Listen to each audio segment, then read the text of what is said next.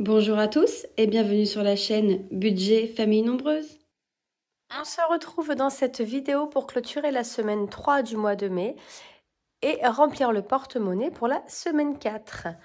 Je m'excuse encore pour ma voix qui part toujours un peu en cacahuète. Et puis en plus, comme vous pouvez voir, j'ai pas mon petit fond bleu puisque j'ai voulu boire un café tout à l'heure et en préparant la vidéo, j'ai renversé le café. Donc le plaid est parti à la machine à laver. Donc nous sommes mercredi 24 mai, il est 21h presque 10. Donc pour moi, la semaine 3 se termine ce soir et la semaine 4 commence demain, jeudi 25, pour aller jusqu'au 31 mai. Alors on commence tout de suite par le porte-monnaie de la boulangerie, où nous avons une économie de 4,95 €. Et on va faire le remplissage en même temps. Hop. Voilà. Donc, porte-monnaie qui s'en va. Alors, boulangerie. On récupère les 10 € pour la semaine 4. Hop. Donc, ils sont à l'intérieur. Pour le moment, je les mets dedans. On verra si on a assez de monnaie pour pouvoir mettre directement les pièces dedans et récupérer le billet de 10. Ensuite, pour les courses. Donc, les courses, nous avons une économie de 17,26 €. Pardon, n'importe quoi. Ça, c'était la semaine dernière. Je lis mal sur mon petit récap. Nous avons fait 13,04 € d'économie cette semaine. Donc 10. Et j'ai des bons d'achat à Carrefour pour la semaine 4 de 10 €. Donc on a dit 13,04 €. C'est bien ça. Hop, donc on remplit donc 150 € pour la semaine 4, 100 € en bon d'achat avec eBay Club et 50 € en espèces.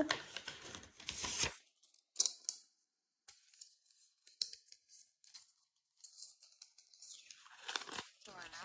Ensuite, pour divers, donc nous avons fait une économie de 3 €. Donc on a bien été au cirque ce week-end et en plus j'ai une de mes filles qui a perdu une dent, donc la petite souris est passée. Et on remplit, vous voyez j'avais déjà coché, 50 €, pourquoi je sais pas d'ailleurs, mais bon c'est pas grave, certainement quand j'ai refait les petits trackers, 50 € pour la semaine prochaine.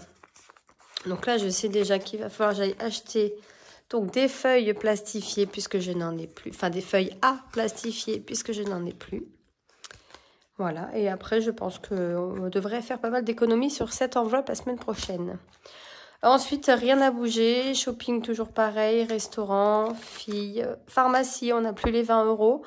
J'ai été prendre des efferalgan pour ma fille puisqu'elle s'est fait resserrer son appareil dentaire. Et elle avait un petit peu mal, donc du coup voilà, des petits efferalgan et c'est terminé. Au niveau des enveloppes virtuelles, juste le carburant donc a bougé et on a fait le plein, enfin on a complété à 65,19 € et il nous reste 165,81 € pour finir le mois. Donc un budget assez confortable.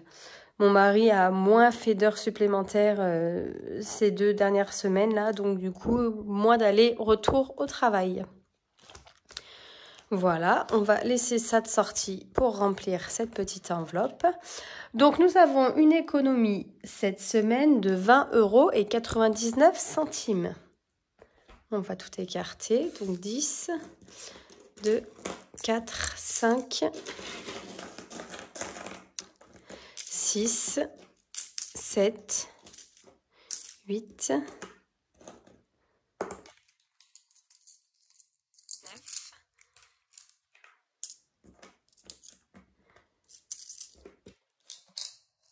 donc 20 €.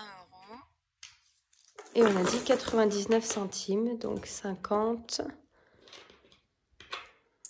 60, 70, 80, 90, 2, 4, 5, 6, 7, 8 et 9. C'est bien ça, on a bien 20,99 €. Donc du coup, là, je vais récupérer les 10 € en pièces que je vais mettre dans mon porte-monnaie boulangerie et récupérer directement mon billet de 10. D'ailleurs, là, j'ai une pièce. Non, j'ai rien, je vais rien échanger pour le moment, on verra. Si je peux peut-être échanger les 10 centimes pour avoir des pièces oranges dans mon porte-monnaie boulangerie. C'est mieux si je le mets là, vous verrez quelque chose. Donc 5. Là, on a 5, on a 10 centimes. Hop, c'est du trafic de pièces. Mais bon, au moins, je peux en faire passer un petit peu comme ça. 2, 4, 5, 6, 7. Ben oui, on a 9 centimes, donc ça, c'est pas possible. Bon, et ben voilà, le porte-monnaie pour la semaine prochaine est plein. Et nous avons bien donc nos 20,99 € que nous allons placer dans l'économie, dans l'enveloppe économie du mois. Et on viendra ranger dans notre classeur défi à la fin du mois. Ça fait bizarre hein, de ne pas remplir les défis au fur et à mesure. Je me laisse encore le mois de juin pour décider si je continue comme ça ou si je refais mon remplissage de défis au fur et à mesure. Parce que ça me manque quand même, mais bon, on verra. Voilà, et nous allons quand même jouer au défi flash. Hop, je prends donc ce classeur-là. Donc, on ne va pas compléter le nouveau, hein, puisque je ne l'ai pas encore plastifié. Alors, mon petit dé, il est là. Nous avons fait 5. Donc, 5 pour la semaine impair. Bah, je dois relancer le dé. Et on a fait 6 et on doit économiser 1 €. Alors, on va le marquer ici. Donc ici, 1 €. Vous voyez, oui, c'est bon. Ce qui nous fait un total de 12 €. Et je vais prendre les 1 € dans la boulangerie.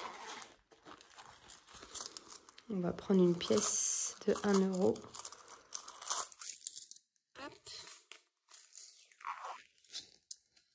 Voilà. Donc je mets dans l'enveloppe défi flash. Et nous avons économisé, grâce à ce défi, 12 €. Donc au moins, si jamais on a toutes nos enveloppes du porte-monnaie qui sont vides, grâce au défi flash, on fait quand même un minimum d'économie. Voilà. Pardon. On a terminé avec ce classeur-ci. Ensuite, du coup, on va écrire ici qu'on a pris 1 € pour le défi flash dans le porte-monnaie de la boulangerie.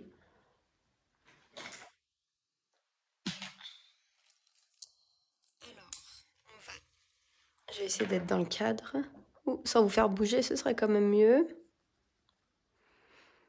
Hop. Donc, on écrit semaine 4. Donc, semaine 4, on a fait un dépôt de 10 €. Et nous avons le défi flash que j'écris en bleu.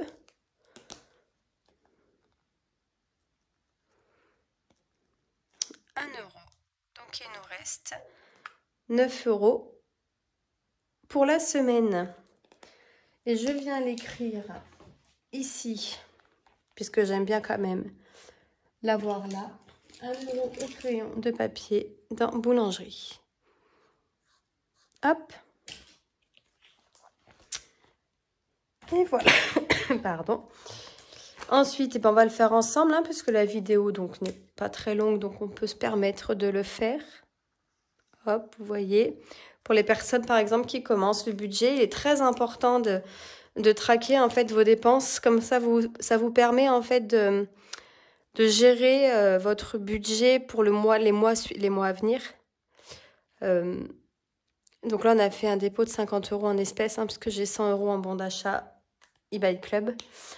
Quand vous commencez le système des enveloppes, il est important en fait de traquer ces dépenses parce que ça permet de voir si vous avez mis trop de budget dans une des catégories ou justement si vous en manque. Parce que si toutes les semaines dans une catégorie, il vous manque de l'argent, c'est que vous avez vu trop bas ce budget-là. Donc il faut réévaluer. Et au début, justement, de traquer ces dépenses, pour moi, je trouve que ça a été le plus important. Ce qui permet en fait de... Parce que c'est vrai que quand on fait le système des enveloppes et quand on commence, on a tout de suite envie d'avoir des montants plus que confortables en fait dans nos enveloppes. Hein. Dès qu'on peut, par exemple, si on a eu un plus gros salaire, on se dit waouh, cool, je vais pouvoir mettre un petit peu plus dans le budget. Mais si dans votre budget à la semaine vous avez besoin de, par exemple, je sais pas, on va dire 50 € dans divers. Ça sert à rien de se dire on va mettre 70 € parce que le mois d'après on avait une prime. Autant rester sur le même budget et les 20 € les mettre dans une épargne ou un fonds. Enfin, pour moi personnellement, je trouve que c'est beaucoup plus logique d'arriver à trouver son budget en fait, son budget qui nous convient à tous les mois, peu importe le salaire qu'on a, qu'on fasse plus ou pas. Mais partir toujours sur le minimum du salaire. Après, tout ce qui est en plus, c'est que bénéfique, c'est que du plus qu'on peut mettre ailleurs. Bien évidemment, si on veut se faire une sortie plus importante, oui, il faut remplir l'enveloppe concernée par rapport au budget alloué à la sortie. Mais faut pas le faire, en fait, pour moi, hein, c'est mon point de vue, mais pour moi, il faut pas le faire à chaque fois. C'est pas parce que, vous voyez, moi, par exemple, mon mari, il a régulièrement des primes par rapport à son salaire de base, puisqu'il fait beaucoup d'heures supplémentaires et qu'il travaille aussi en horaire décalé. Donc, il a beaucoup de primes. Mais en fait, toutes ces primes, on les place. C'est très, très rare qu'on mette beaucoup plus dans une enveloppe. Là, vous voyez, nous, en général, on met 50 € dans l'enveloppe d'hiver.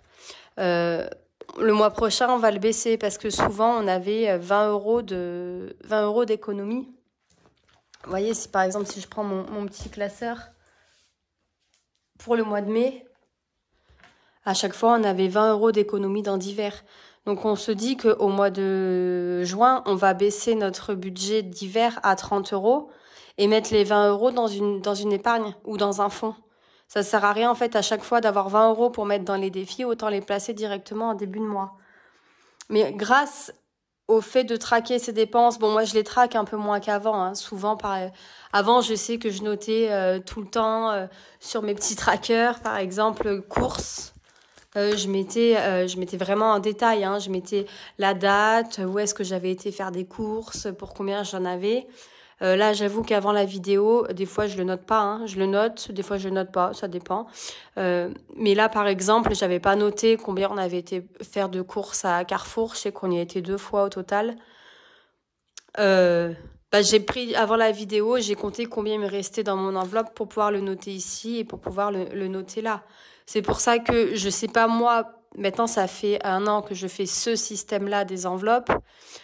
Enfin, ça fera 1 an au 1er juin. Mon budget, il change pas, hein. Vous allez voir, puisque je fais des vidéos depuis le mois de mars, mais vous voyez que mon budget, il change pas vraiment, hein. J'ai juste augmenté depuis l'inflation, en fait, notre budget course, puisqu'au début, on était à 130 € et on est passé à 150. Et même des fois, je me dis qu'il faudrait l'augmenter, celui-ci. Mais bon, pardon, si on l'augmente tout le temps, il n'y a jamais de fin. Et en fait, on peut plus rien faire hormis manger, quoi. Manger, mettre notre carburant pour aller au travail. Et puis voilà. Enfin bon, bref, je m'écarte. Je vous ferai aussi une vidéo, je pense, courant juin, sur comment établir son budget, puisque j'ai eu plusieurs demandes sur ma boîte mail de comment moi j'ai calculé par rapport à nos salaires. Donc je ferai une vidéo, je pense, courant juin. Vous aurez pas mal de vidéos en fait au mois de juin, ou peut-être que je la ferai au mois de juillet. Enfin, de toute façon, je vous réponds quand même en privé, hein, que ce soit sur Instagram, en commentaire ou sur la boîte mail, et je vous réponds à chaque fois. Je voulais faire une vidéo un peu plus globale pour pour plus de monde et pour notamment toutes les personnes, puisque j'ai pas mal de personnes qui commencent juste le budget, enfin le système des enveloppes, et d'autres qui ont commencé déjà au mois de mai. Donc voilà, peut-être que ça peut aider de savoir nous comment on fonctionne. Je rappelle bien évidemment que c'est par rapport à nous. Toutes les vidéos que je fais, c'est par rapport à notre façon de fonctionner, notre famille, puisqu'on est une famille de 6 personnes tous les jours. En fonction de nos salaires, on travaille tous les deux. On fait partie de la classe moyenne haute, entre guillemets, puisqu'on n'est pas payé au SMIC. Donc voilà, on fait vraiment en fonction de nous. Hein. Notre façon de faire ne correspond pas à tout le monde. Après, à vous de voir en fonction de plusieurs vidéos qui vous sont proposées sur YouTube, justement, de piocher des idées à droite à gauche et de faire un petit mélange et de trouver votre façon qui vous correspond par rapport à votre vie de famille, vos habitudes. Nous, on fait en fonction de nous. Bref. Là, je m'écarte, je pars sur une autre vidéo. Dans tous les cas, je vous ferai une vidéo. Je continuerai de toute façon les vidéos comme tout le temps. Hein, le mois de juin, une vidéo par semaine pour les clôtures, une vidéo pour le fond, une vidéo pour le bilan, une vidéo pour... les vidéos que je fais habituellement. Et je rajouterai dedans une vidéo pour comment établir son budget, en fonction de moi, comment j'ai fonctionné, bien évidemment. Et après, je vous ferai une vidéo, mais je pense fin juin, puisqu'on a commencé, nous, ce système-là. Enfin, on a commencé à tatillon depuis avril-mai, mais réellement, ce système, on l'a mis en place à partir du 1er juin 2022. Donc, ça va faire 1 an le 1er juin 2023. Je vous ferai un retour sur ces 1 an fin juin. Comme ça fera vraiment 1 an tout pile. Et de voir d'où on est parti, parce qu'on est parti de très très loin. Mais vraiment de très très loin avec un énorme découvert. Donc vous allez voir que, il y a quand même eu une évolution, que ce système fonctionne, qu'il faut s'accrocher parce que je vous dirai aussi donc les points positifs et les points négatifs. Voilà, donc ça je vous ferai cette vidéo début juillet, je pense. Et courant juin, je vous ferai donc la vidéo établir son budget. Voilà, bref, je blablate. Sur ce, je vous souhaite une excellente journée ou soirée et je vous dis à très vite dans une prochaine vidéo. Bye bye! Merci d'avoir regardé la vidéo et de vous être abonné à ma chaîne.